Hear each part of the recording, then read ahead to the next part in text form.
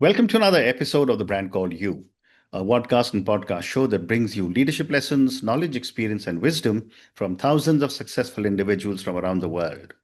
I'm your host, Ashutosh Garg, and today I'm delighted to welcome for a second time a very senior and respected corporate leader from Mumbai, India, Mr. Sanjay Srivastava. Sanjay, welcome to the show. Thanks so much, Ashutosh, for having me again on the show. A big hi to you and all the audience. It's a Thank you. delight to be here. Thank you. Sanjay is a strategic advisor, a career CEO, and a board director.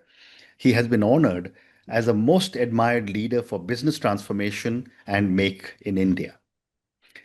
So, Sanjay, my first question for you. You have led across real estate, infrastructure, telecom, technology, and financial services. What early career decision most shaped your philosophy on building large ecosystems rather than just businesses? Sure. So, Ashutosh, when I started working in some of these areas, I think two things really stand out. One is your ability to really create something disproportionate requires you to have the conviction to go into uncharted territories. And I think that's what I learned when I went into CRISIL, but rather than going into the traditional credit rating, went in and established the research and information services arm. Mm, And some of these decisions to go into uncharted territories, to link the unconnected dots, I think fundamentally positions us to look at it as where it's great to grow a business, but that's like nurturing a tree. Vis-a-vis, can you actually create an ecosystem, mm, which is can you really grow the forest together? mm, And if one is successful in growing a forest together, then possibly the legacy lives on long after you have moved on. So mm, that's really has been the driving force for me. Amazing. And across your roles with the Tata Group, Accenture, and CRISIL, what leadership capability proved universally transferable across multiple industries and multiple businesses? Sure. When I mull over it, I think two key aspects. The first one is, and both of them are very closely related. First of them is deep listening, because if you are able to listen to the diverse stakeholders, to the government, to the clients, to the market, to the industry vendors, you are able to really get very different views which can help you evolve your own organizational Mm, thinking. And coming to that, the second aspect is, can you play the role of being a strategic alchemist? mm, So you take all these diverse views, but you weave them into a trend yeah. which really moves on. And Mm, once you are able to weave that and move into a clear direction, mm, then systems, processes, etc. come on. And you take these two capabilities, you can apply it possibly in any industry or any scenario. Great response. Looking back at 27 years of scaling platforms and P&Ls, what personal belief did you have to unlearn to become an effective ecosystem builder?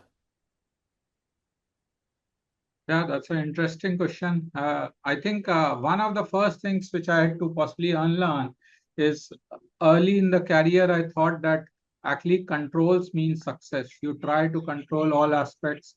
You are at the center of decision making, and then you drive that. Mm, But very soon you realize that if you have to really create these huge, large platforms and ecosystems, then you have to let go of the control. So mm, you really have actually to be the enabler. And if you create the ecosystem on which your partners, even your competitors, your vendors, they all come together, then those ecosystems explode. So if you can, instead of being a leading the control, if you unlearn and actually be the enabler, then the complete ecosystem or the business really take a life of its own. And I mm. think that is one great learning which I recommend to all the target companies. Very interesting. Sanjay, let's now talk about you know embedding Make in India into our startup communities into our mindset and our psyche. So, when you advise startups to embed Make in India at their very core, what does that truly mean beyond manufacturing localization? That's a great point, Ashutosh, because manufacturing indigenous is almost like now it's a hygiene factor. Hmm, So how I look at it is possibly Make in India is really how you're driving frugal innovation at global scale. correct. That is the true essence of Make in India. Make in India should also stand for, especially from the startups and new businesses, that how you are leveraging the talent, the how you are leveraging instead of calling jugaad, I would call frugal innovation, and how you are really able to create a sustainable product which is competing with the best in class with the globe. If Hmm, that so that's how Make in India should really stand for. It's a scalable, it's sustainable, and it's actually a best in class business. hmm. If you do that, then that will be a true transformational definition of Make in India. Very interesting. Well said. What are the first three structural elements a startup must build if it wants to scale from India to the world? And I see a very nice map of the world just behind you. Thank you. Yes. So I think if you look at the top three aspects which is needed, first and foremost is a rock solid governance Hmm, mechanism, hmm, because that determines it's really your North Star, what you really stand for. And if you are clear on what you really stand for, then whether it's a geography or a customer or a segmentation, you will be able to define that. The second most important aspect I look for all the startups and the growth companies I work for is you need to have a very effective sales engine, hmm, because sales is really for at the early stage. I firmly believe that sales is really business, and each and every person who is part of a core team is really has to own the sales and the product. So hmm, that sales engine is very critical. Initial set of customers come in, they really push you very hard. They hmm, will possibly even take your products and services to the breaking point. But hmm, finally, what you will have is actually a co-created product. So that uh, to have a very strong sales engine is the second aspect. And the third aspect I look for is how do you really create a continuous innovation engine? hmm, So a successful company is not just a one product game, but how are you continuously moving up the value chain, and therefore you have a innovation embedded into the organization DNA. These are hmm. the top three things I would advise for any clients looking to go global. Amazing. And what sectors, in your view, today present the strongest alignment between Make in India and global supply chain realignments? Uh, I think that's a very critical question. And now with the while FTA and trade deals were already making things complex, now you have the latest disruptions, which Absolutely. is which is bringing in even more salience. If I look at the top 4 or 5 sectors which are really emerging, the first I would look for is the renewable and EVs, and Yeah. it's becoming a flywheel to with each of them feeding in. Hmm, The second big one where there's a lot of focus and innovation happening, I would see, is electronics and semiconductor. hmm, While electronics has is moving towards a big scale, hmm, semiconductors is where it can be what electronics was going forward. hmm. The third thing I look at is the defense, aerospace, drones, and rockets. Yeah. And this is where some of the most amazing innovations are coming in from the Indian entrepreneurs. And the fourth one I see is the advanced manufacturing and the AI related innovations. And Yeah. that includes the data, the energy, the infra, the complete Hmm, aspects. hmm, And if you see, all of these, they are fundamentally riding on 2 or 3 key pillars which India is developing. The first is, of course, the skilled manpower. yeah. The second is the amazing speed of infrastructure improvement across all domains. Hmm, And the third is I think the good policy cover on green and innovation. These three Mm, things seem to be mm, driving these. mm. Great response. Well said. Thank you. How should founders reinterpret Make in India? As policy support, as strategic positioning, or a long term competitive advantage?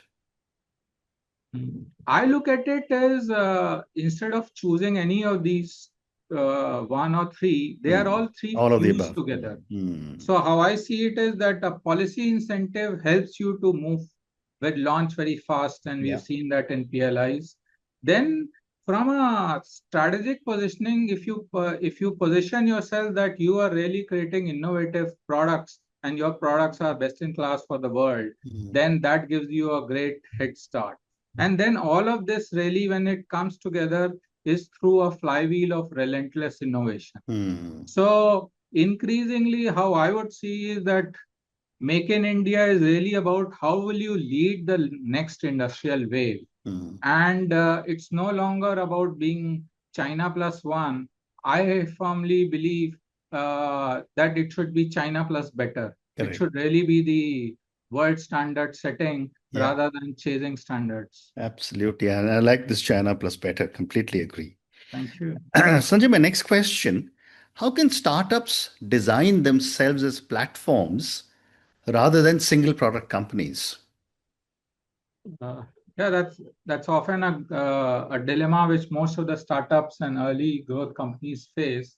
And I think one way to look at it very differently is they have to stop thinking about having a one hero product. Mm. You have a great product or a set of products, but from there you have to start thinking how will you develop a ecosystem in which different plugins can happen, Mm. and that plugins can be like shared infrastructure. It can be APIs, it can be data flows.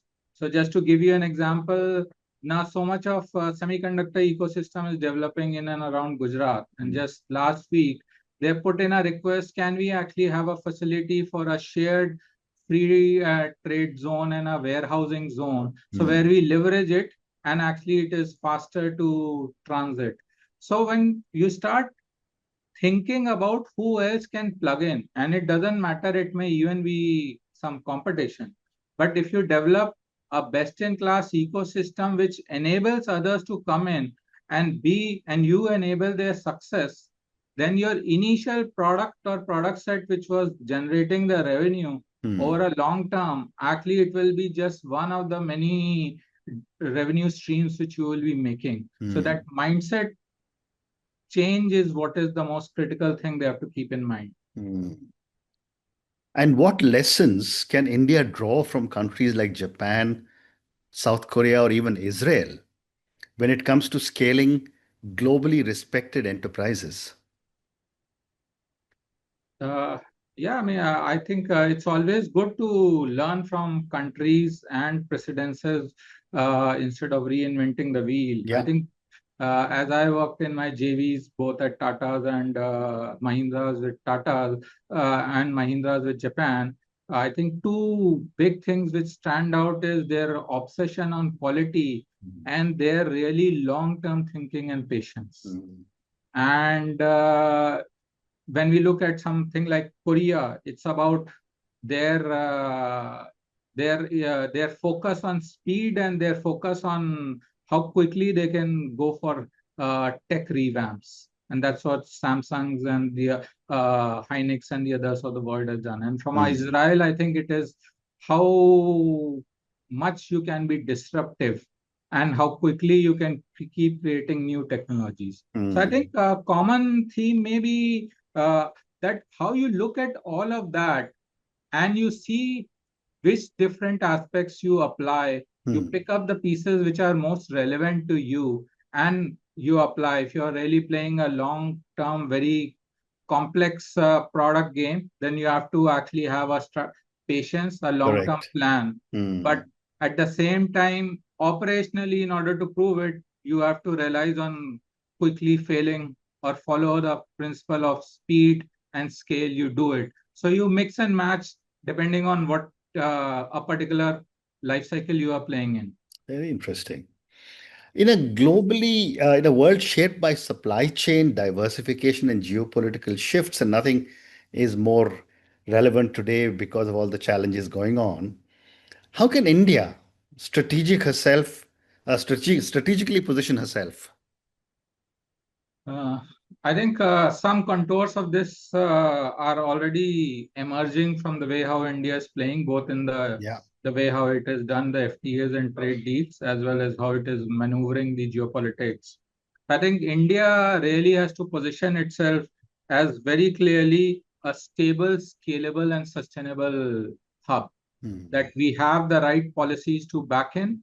We ensure that we have the standards, we have great scalable opportunities, and maybe very simply, as the world is going through volatility in the VUCA world, this is India should be the safe harbor they should look for. Hmm. Absolutely.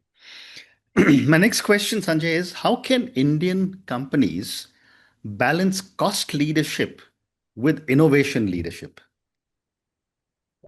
Uh, It's a very interesting question, Ashutosh, because this comes up in many of the advisories because that is the first starting point. Yeah.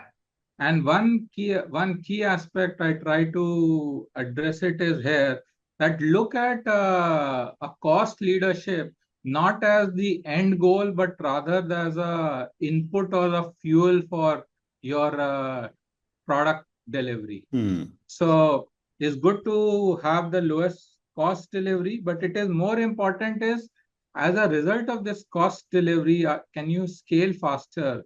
And as a result, the greater margins which you may have initially, you Hmm. invest it back quickly into R&D and innovation. Hmm. So there your ability to move up the value chain and move up the spiral is fast. So to go back, I think cost leadership is good, but cost leadership should only be the input.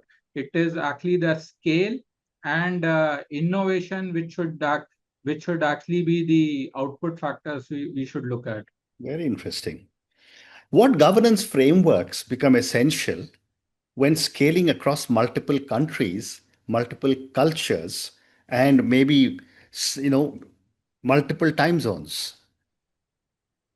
Yeah, and in fact, this is becoming all the more so apparent in today's a volatile world. I Yeah. think the top three things I look at it is, one is there is a need for great transparent boards where you are able to get best in class guidance with truly independent voices, Hmm. because they can be your guiding lights. Hmm. Secondly is having a very clear unified code of ethics, Hmm. which is also incorporating the needs and requirements of the different geographies or the client segments which you are operating for. Hmm. Hmm. And the third most important aspect, which has become even more critical, is how do you have real time risk management dashboards? Hmm. Because with the fast pace of change, Hmm. I don't think we are no longer have the luxury to have a risk management or a risk committee meeting once a quarter. It's like a real-time risk Correct. which are evolving. So if you're Correct. able to arrive at these three things and keep a long-term strategic goal in mind, but be very nimble in the short term, that Hmm. is what really differentiates successful startups and enterprises from others. Fascinating. What mindset shift is required for founders to move from being India focused to becoming globally ambitious? Uh, I think one of the big ones which is required is, instead of trying to be very protective to what we have Hmm. and or be even be fearful, actually be bold to go that what we have, we will take it, put it out in the market, and will compete and win with the best in class across the globe. So one of the aspects which comes up often in my advisory, and I say, is often especially the tech entrepreneurs, they always have this dilemma at the back of mind, that or a voice which is playing, "Are we ready yet?" Hmm. And my POV to them is you are never ready till you have actually hit the first customer and Correct. the first unknown domain or the first unknown geography, Correct. because that's where really you, when the rubber hits the road, you know how well has been your product market fit and all those other things. Absolutely. Great response. Unless you dip your toe into the water, you really don't know whether you're going to Yeah, sink or you're going to swim. Great response. I have time for two thank more you. questions for you, Sanjay. What leadership qualities are critical when building integrated ecosystems rather than standalone businesses or firms? Uh, there can be a plethora of things, but if I really mull it down or to the top three, first and foremost is I think to have a vision to connect the dots and visualize the future. And Hmm. it is okay if the future changes, but you must at a starting point have some kind of a picture which is Hmm. not apparent. Hmm. I think the second aspect is your ability to unite all the diverse stakeholders to buy in into your vision and even participate Hmm. into this. It doesn't matter even if they are competitors, they are your vendors, they are your customers. Hmm. And the third most important aspect is how in a ecosystem, successful ecosystem or platform, you should have the confidence to share the credit with everyone who's competing, Hmm. because that is where the true network play comes in. And in fact, I would say in the best ecosystems, the leader or the originator almost becomes invisible. And Hmm. to give a very tangible example like UPI, means when all of us, we really use it, no one really remembers whether it was NPCI who Yeah. really created it, or whether we are using a QR code from a Bharat Pay Hmm. or a Google Pay or any other provider. Yeah. All which we are looking for is the end benefit, which is everyone has come together and you can do an instant transfer. You can use it for eKYC and so many other things. So Hmm. those are the top three things which stand out and make a great successful ecosystem. Well said. And my last question for you, Sanjay. We've been talking of Make in India for the last 10, 11 years, and it's been very, very successful. But my question to you is, given the amount of involvement you have and given the fact that you've been recognized in this area as well, how can we convert Make in India into a structural economic advantage for our country? Yeah, as you talked of, this has been on for about 11 years, Yeah, and sometimes I say it takes a decade to be a overnight success. correct. So I think it has been a successful, but still a lot of room to go. So in my mind, when Make in India really, if you have to convert it into something really differentiator, it's about how do you really create a winning ecosystem where you get the government, the entrepreneurs, the talent, even your global JV partners who are coming in. Hmm. All of them are really aligned into creating something differentiated Yeah. and big, which is there.